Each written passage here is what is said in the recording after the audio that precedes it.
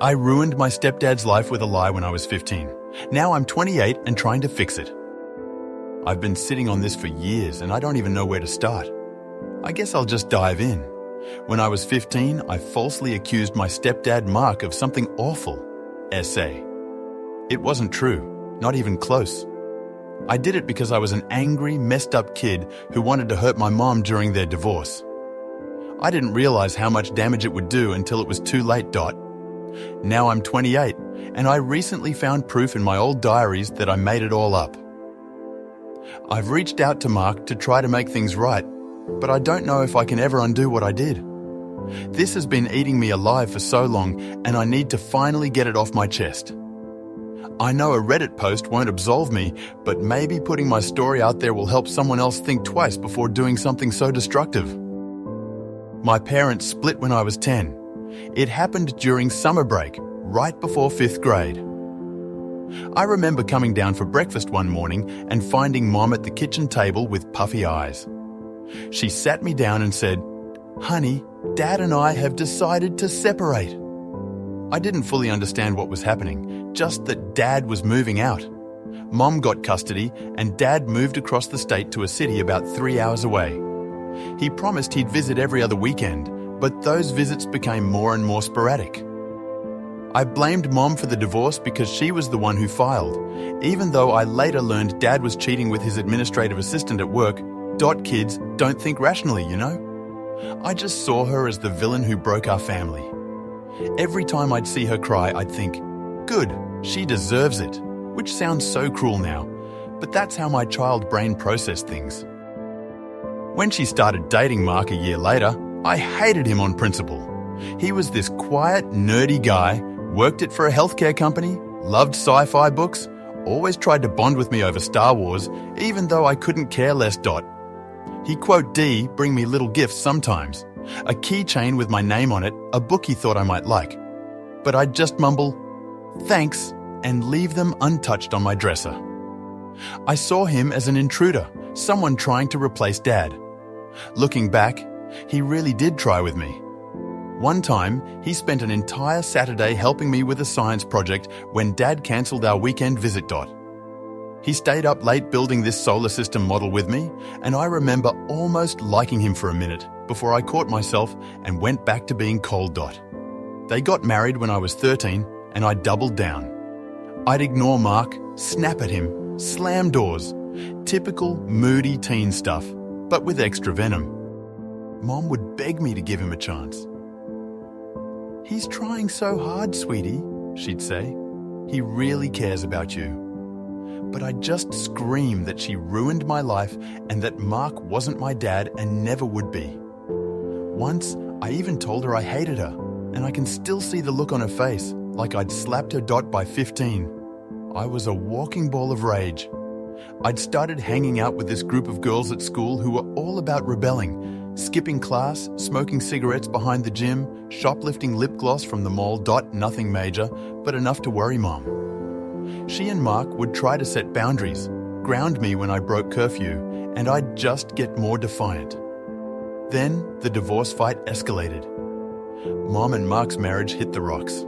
I don't know all the details, money issues maybe, but I overheard them arguing about splitting up. He wanted to try counseling, but Mom seemed done. I remember pressing my ear against their bedroom door one night and hearing Mom crying, saying she couldn't lose another family. I should have felt bad for her, but instead, I saw an opportunity. If I could make Mark leave, maybe Mom would be miserable enough to beg Dad to come back. I know, it's twisted logic, but I wasn't exactly thinking straight. It was a Friday night in October. I remember because it was raining and I was grounded for sneaking out the week before. Mark was in the garage fixing something on his car. The muffler, I think. He'd been out there for hours with the radio playing classic rock. Mom was at work pulling a late shift at the hospital. She was a nurse in the ER, always exhausted but trying to hold everything together. I was stewing in my room, hating everything, scrolling through social media and seeing Dad's vacation photos with his new girlfriend. They were in Cancun, all smiles and beach cocktails. While I was stuck at home with a stepdad, I despised .s when the idea hit me. What if I said Mark did something so bad that Mom had to kick him out? Something she could never forgive? I didn't plan it out. I just acted on impulse, like a match dropped on gasoline. I picked up my phone with shaking hands and called Mom at her nursing shift, sobbing so hard I could barely speak. The charge nurse put her on immediately. "Honey, what's wrong?" Mom asked, panic in her voice. I told her Mark had come into my room and touched me. I didn't get specific because I didn't know how to. I just said enough to make it sound real, throwing in phrases I'd heard on TV crime shows. She freaked out, told me to lock my door, and said she was coming home right away. "Don't tell him I called you," I said, making my voice small and scared. "I'm afraid of what he'll do." She promised she'd be there in 20 minutes. I hung up, smashed a lamp to make it look like a struggle, and waited, my heart pounding. Part of me wanted to take it back immediately, but another part felt powerful, in control for once.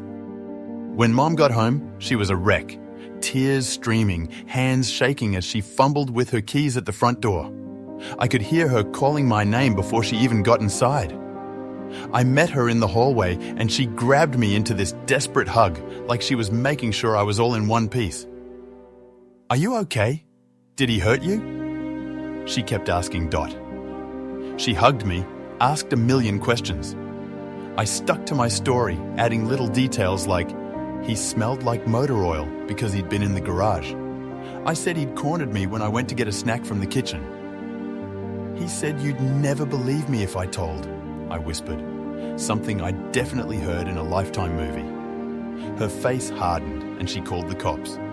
Mark came inside, confused about why Mom was home early. "What's going on?" he asked, wiping his hands on a rag. That's when Mom started screaming at him to stay away from me. He looked completely lost, and then the police showed up. I'll never forget his face when they told him what I said. Pure shock, like someone had punched him in the gut. His eyes found mine across the room, full of confusion and hurt. "I didn't do anything," he kept saying, looking back and forth between me and Mom. "This isn't, I would never." But they took him away in handcuffs while the neighbors watched from their windows. Mom held me as I fake cried into her shoulder, and I remember thinking, it worked. He's gone. I should have felt victorious, but my stomach was in knots. The next few weeks were chaos. Mom filed for divorce immediately. No discussion, no chance for Mark to defend himself. She believed me completely, which should have made me feel loved and protected, but instead made me feel worse about the lie. Mark was charged. Some kind of misdemeanor assault thing because there was no physical evidence, just my word. His parents hired him a lawyer who kept calling our house, trying to talk to me, but Mom wouldn't allow it. I had to talk to a police detective, then a social worker, and I kept up the lie, even when the social worker gently asked if I was sure about what happened. Sometimes in stressful family situations, there can be misunderstandings, she said carefully. But I doubled down, adding more details to make it sound convincing. I was too deep to back out. I remember sitting in the social worker's office with these stupid stuffed animals everywhere, meant to comfort kids, and thinking about how Mark always brought me ice cream when I was upset. Chocolate chip cookie dough, my favorite, even though I never thanked him. Mark pleaded not guilty, but the damage was done. Mom cut him off completely, changed the locks, and he moved out to some apartment across town. The few belongings he was allowed to take were packed by Mom and left on the porch for him to pick up when we weren't home. I heard from one of my friends that he lost his job because of the arrest. IT companies don't mess around with that kind of accusation, even if it's unproven. His boss was a dad with 2 daughters and apparently told him, "We can't have someone like you around here." After Mark was gone, I thought I'd won. Mom was a mess, crying all the time, barely eating, and I figured she'd call Dad soon, tell him she made a mistake leaving him. She didn't. Instead, she got angrier, at men, at the world, and sometimes it seemed, at me. She started drinking more, not like falling down drunk, but a glass or 2 of wine with dinner became a bottle, then moved to vodka. She was working double shifts to pay the bills since Mark's income was gone. I didn't expect that. I thought she'd lean on me, that we'd become closer without Mark between us, but she pulled away. Some nights, she'd just stare at me from across the dinner table with this strange look, and I'd wonder if she somehow knew I was lying. Meanwhile, Dad found out what happened and called me troubled. He said he couldn't handle me right now, especially with his new girlfriend moving in. "Your mom's better equipped to deal with this kind of thing," he said during our monthly phone call. "Maybe you can visit next summer when things settle down." So much for my big plan of getting them back together. I'd ruined Mark's life for nothing. Life got worse. Kids at school heard rumors. Small town, you know how it goes. News travels fast, especially when it's about something scandalous. I went from the quiet, angry girl to that girl who got assaulted, with people either treating me like I was made of glass or whispering behind my back. Then, as the case dragged on and Mark maintained his innocence, I became that girl who's probably lying. I lost the few friends I had. Teachers treated me like I was fragile or a ticking bomb. Some parents wouldn't let their kids come to our house anymore. I started skipping school, smoking weed with older kids in the park, anything to numb the growing dread and guilt. Mom and I barely talked by the time I graduated. We lived in the same house but existed in separate worlds of pain. She threw herself into work and evening classes, trying to get a better position at the hospital. I threw myself into self-destruction. Mark? I didn't know what happened to him after the case. The charges were eventually reduced to something minor, I think because there was no evidence beyond my word. But by then, the damage to his reputation was done. Mom never mentioned him, and I didn't ask. I heard through the grapevine that he'd moved to another state. I assumed he'd moved on, maybe hated us both. I went to community college because that's what you're supposed to do, but my heart wasn't in it. I kept thinking about Mark, wondering if he was okay. I dropped out after 3 semesters, bounced between jobs, retail, waitressing, office temp work, nothing stuck. I moved out of Mom's house at 19, got an apartment with a roommate I barely knew, and tried to pretend my past didn't exist. I was stuck too, carrying this guilt I didn't even fully admit to myself. I'd wake up from nightmares where I was being arrested, Mark watching as they put me in handcuffs. I dated sporadically, but whenever things got serious, I'd push the guy away. How could I explain what I'd done? What kind of person would want to be with someone capable of such a lie? So I kept people at arm's length, worked my dead-end jobs, and let the years slip by, trying not to think about what I'd done. Fast forward to last month. I'm 28 now, living in a crappy apartment 2 states away from Mom. She's remarried to some guy I've never met, a pharmacist named David, and we talk maybe twice a year, awkward phone calls on Christmas and my birthday. I was cleaning out a box of old stuff, yearbooks, photos, junk from high school, when I found my diary from that year. I'd forgotten I even kept one. It was this beat-up spiral notebook covered in angsty doodles and band logos, the kind of thing every teenage girl had in the early 2010s. I flipped through it, laughing at my teenage drama. Pages about crushes on boys, fights with friends, how much I hated my math teacher. Until I hit the page dated 2 days before I accused Mark. The laughter died in my throat. It was all there, in my messy handwriting.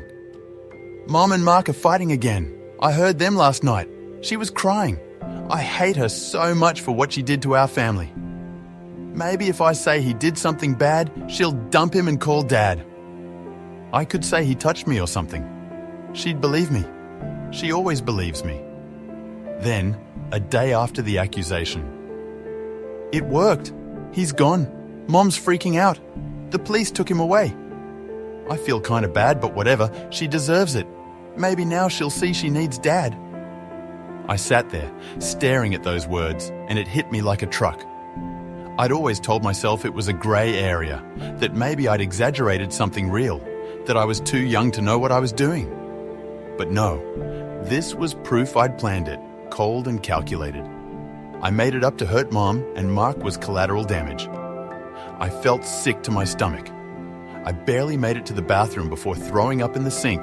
Then I sat on the bathroom floor and cried for hours. the diary pages clutched in my hand. For weeks, I couldn't sleep. Those diary pages kept replaying in my head, along with memories of Mark. How he'd helped me with homework. How he bought me my first cell phone when Mom said we couldn't afford it. How he never raised his voice even when I was awful to him. I'd ruined a man's life, lost him his job, his marriage, his reputation, all because I was a pissed-off kid with a vendetta against my mom. What kind of person does that? I started Googling him, something I'd never dared to do before.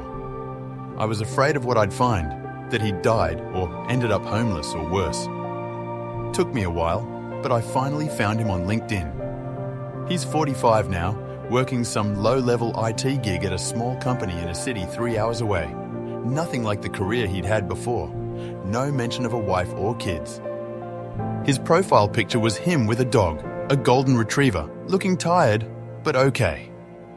He had a small smile, but it didn't reach his eyes. I wondered how much I'd screwed him up, how many years of therapy it took for him to even function again after what I did. I wondered if he ever trusted anyone again. I knew I had to do something. Ignoring it wasn't an option anymore. The guilt was eating me alive, making it hard to work, to eat, to exist. So I wrote him a letter, not an email, a real handwritten one on actual stationery I bought specifically for this purpose. It felt important to put pen to paper, to make it tangible. Took me 3 drafts to get it right. The first was too self-pitying, the second too vague. Finally, I just wrote from the heart. I told him everything, how I lied, why I did it, how I found the diary. I explained about my parents' divorce, my anger, my stupid plan to get them back together. I didn't make excuses, there aren't any, but I wanted him to understand it wasn't personal. He was just in the crossfire of my war with Mom. I told him about my life now, how I'd never really moved forward, how the guilt had shaped everything. I said I wasn't asking for forgiveness, just wanted him to know the truth.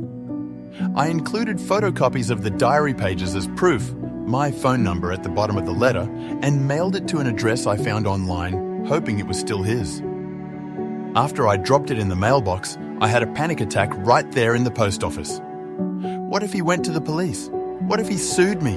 What if it destroyed what little life he'd rebuilt? But it was too late. The letter was gone, and all I could do was wait. A week later, my phone rang. Unknown number.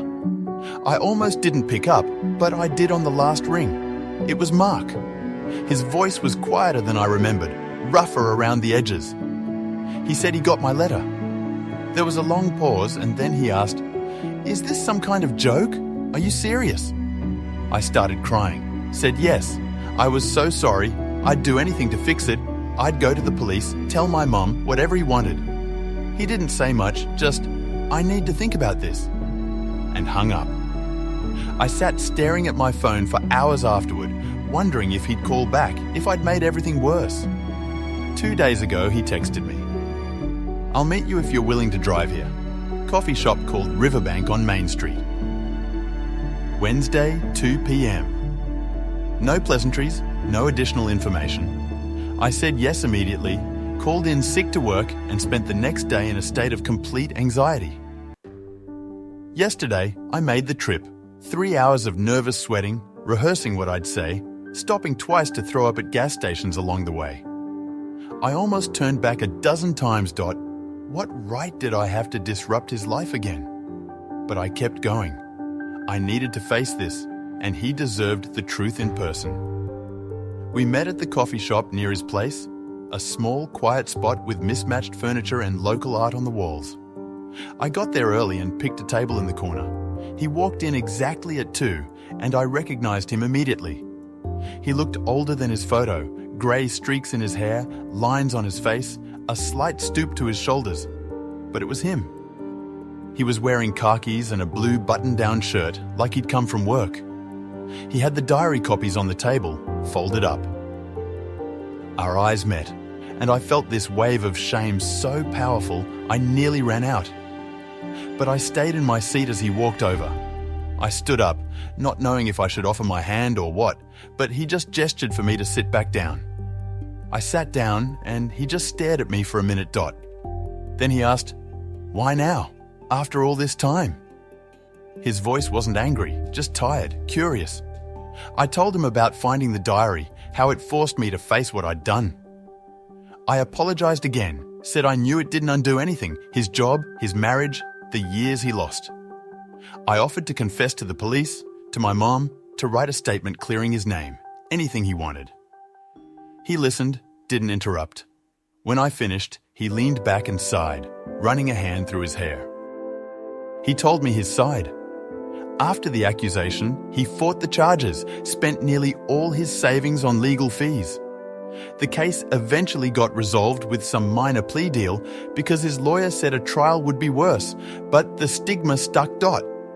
He lost his job, his friends thought he was guilty no matter what he said, and he had to move towns because someone spray-painted PDF file on his apartment door. The divorce crushed him. He'd loved Mom, thought they could have worked it out if not for my accusation. For years, he couldn't date, couldn't trust, was afraid to even interact with women. He spent years in therapy, rebuilding from scratch. For a while. He was on antidepressants, even had suicidal thoughts. Your accusations took everything from me, he said quietly. I had to start over at 35 with nothing. He said he'd hated me for a long time, had fantasies of confronting me, making me admit I lied. But eventually, he let it go because hating didn't fix anything, just kept him tied to the past. My letter reopened all of it, but he said he believed me. He'd always suspected I was lying. The timing was too convenient, and he knew how much I resented him, but no one would listen. The diary matched what he'd always thought, that I'd been a kid lashing out, not thinking about consequences. I asked if he'd ever forgive me. He didn't answer right away. He stirred his coffee, untouched until then, and looked out the window. I've spent 13 years trying to rebuild my life, he finally said. Forgiveness isn't something I've thought much about. He said he didn't know if he could forgive me, but he appreciated me coming clean, that it answered questions he'd had for years. He asked about Mom, if she knew I was meeting him. I told him no, that we were distant, that she's remarried. I explained how our relationship deteriorated after he left, how I'd never been able to connect with her again. She really loved you, I said. The divorce destroyed her too. He nodded, like that closed a chapter. I loved her too, he said simply. We sat there quiet for a bit, both lost in thought.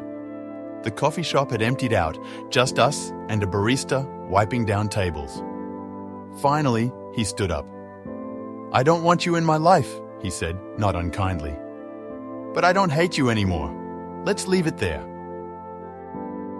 He got up, left the diary pages on the table, and walked out. I watched through the window as he got into a blue sedan and drove away.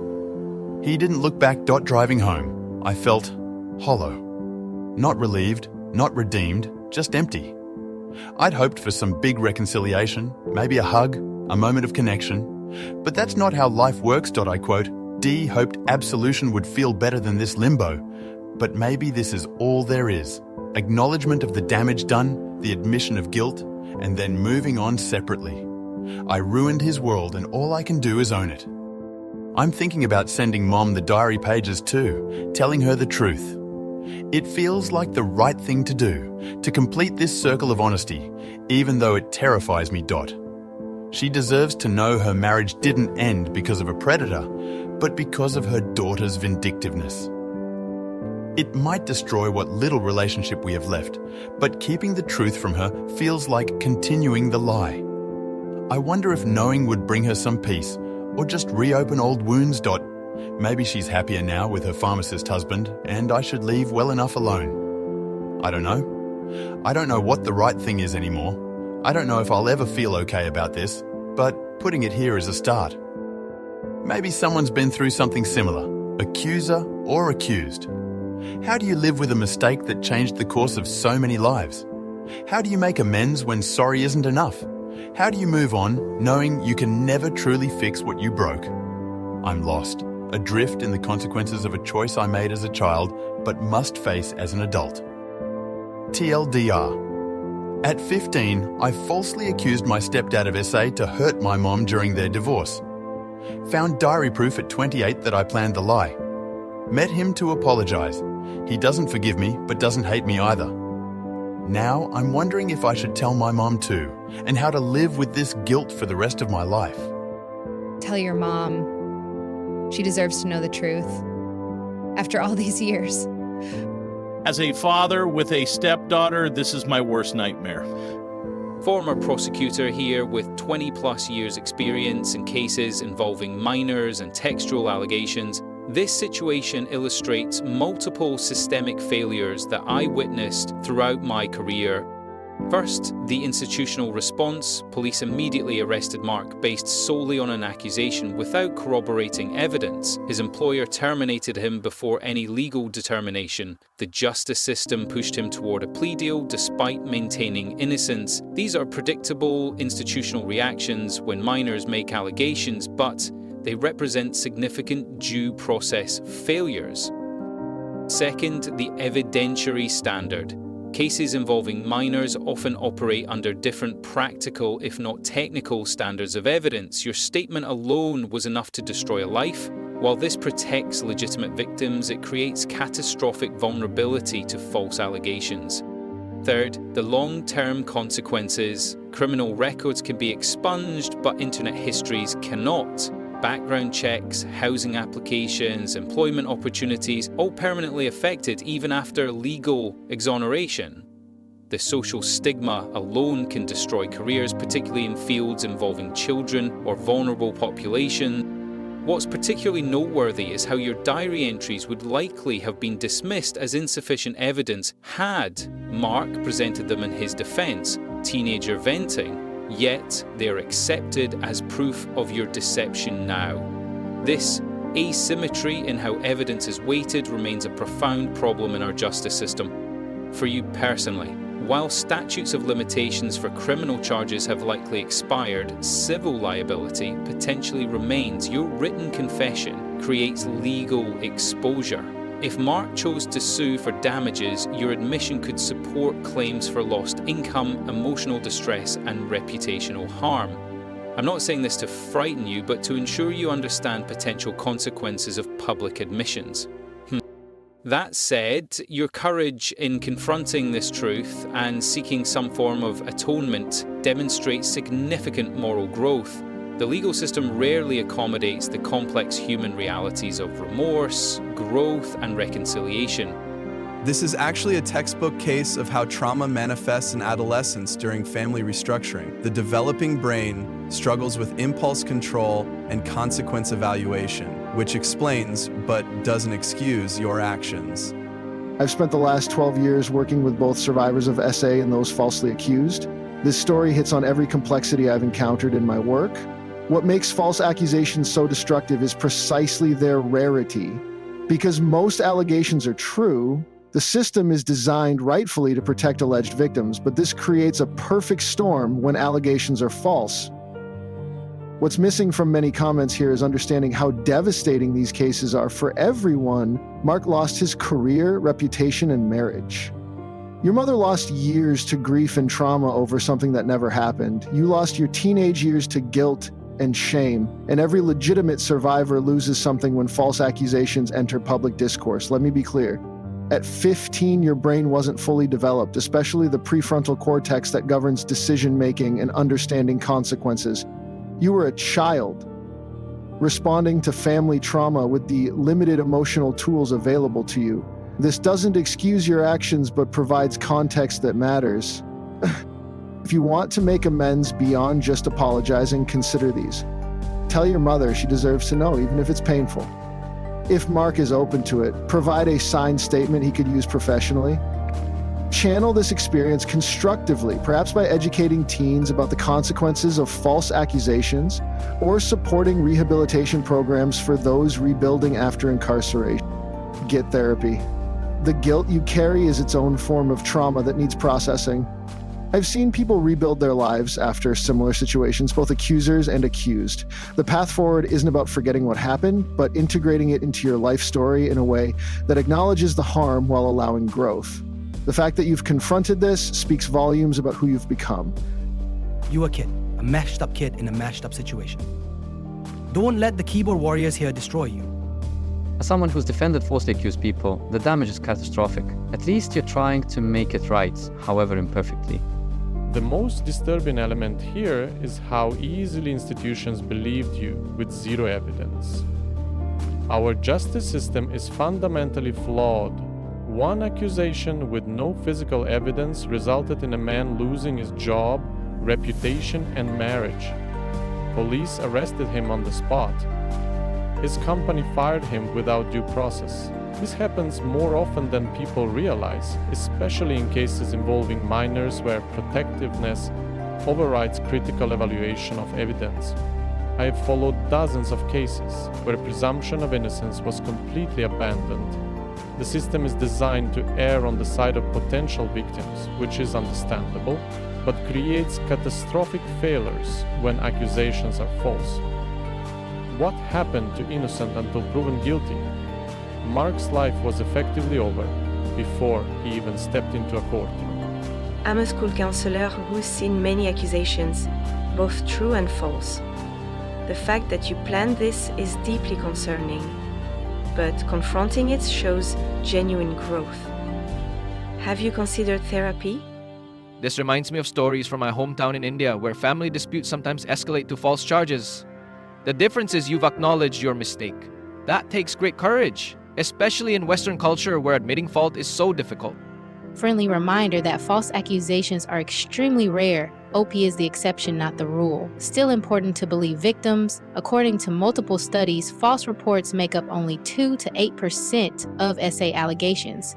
The vast majority of accusations are truthful, and many real victims never come forward due to fear of not being believed. While this story is important to understand, we shouldn't use it to discredit actual survivors. For every story like OP's, there are dozens of real victims who struggle to be taken seriously. The Believe Victims movement exists precisely because, historically, victims have been dismissed and re-traumatized when reporting. This is a tragic case, but please don't let it reinforce harmful skepticism toward those who come forward. Most people who report SA are telling the truth, often at great personal cost. I don't believe any of this. Nice creative writing exercise. The guilt you carry is its own punishment. Consider therapy to process this trauma productively rather than destructively. This story fascinates me from a cross-cultural perspective on adolescence, family dynamics, and moral development. I've studied adolescent behavior across 12 different cultures, and while your actions were extreme, the underlying patterns reflect universal aspects of teenage development during family restructuring. In Western individualistic cultures like the US, divorce creates unique pressures on adolescents caught between competing loyalties. Your reaction, attempting to manipulate family dynamics to restore what was lost, appears in similar forms across cultures, though the specific manifestation varies based on cultural context. In collectivist societies, teenagers might employ different strategies to preserve family unity, often involving extended family intervention rather than institutional authorities. What's particularly interesting is your moral development trajectory. At 15, your moral reasoning operated primarily from what developmental psychologists call a conventional stage, focused on maintaining relationships and social approval rather than abstract ethical principles. Your desire to reunite your parents motivated a profoundly harmful action because your moral framework hadn't yet developed the capacity to fully weigh long-term consequences. Your current struggle represents a crucial developmental shift to post-conventional moral reasoning, understanding universal ethical principles beyond immediate social relationships. This moral evolution explains both your teenage actions and your current remorse. The aftermath described here parallels patterns I've observed cross-culturally in cases of false testimony. Institutional systems designed to protect the vulnerable frequently lack nuanced mechanisms for correction when errors occur. Mark's response? Neither offering forgiveness nor harboring hatred reflects a remarkably mature resolution that appears across diverse cultural approaches to harm and reconciliation. If you're seeking meaningful atonement, consider that many cultural traditions emphasize restoration through community contribution rather than just personal apology. Perhaps channeling your remorse into preventing similar harm through education or advocacy might provide both social benefit and personal growth beyond the limits of individual forgiveness. Mark sounds like a good man who got absolutely screwed. Glad he found some peace. The capacity for both evil and redemption exists in all of us. Your story reminds us of our shared humanity and fallenness. This raises fascinating ethical questions about culpability, forgiveness, and restitution. You committed a grave moral wrong that permanently altered several lives, yet you were a child, operating with limited cognitive capacity and emotional regulation. The philosophers I study would debate endlessly about the proper reconciliation between acknowledging harm and assigning appropriate blame. What you're experiencing now, this profound moral reckoning, actually demonstrates significant ethical growth. Mark's response, "I don't hate you, but don't want you in my life," strikes me as an almost perfect moral resolution. He's released the burden of hatred while maintaining necessary boundaries.